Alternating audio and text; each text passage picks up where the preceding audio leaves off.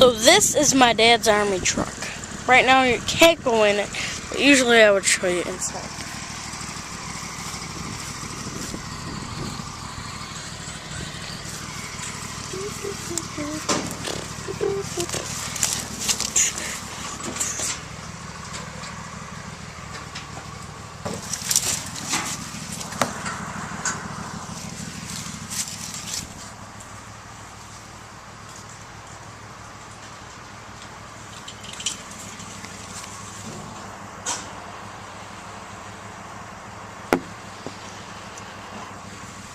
Yep, so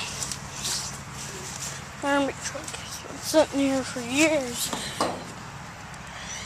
Just sitting in the back because of that. A dented in windshield. And we're planning on fixing it very soon. And right now the windshield is very broken.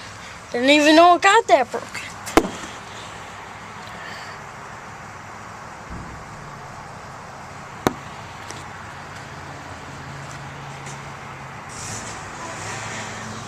There he goes.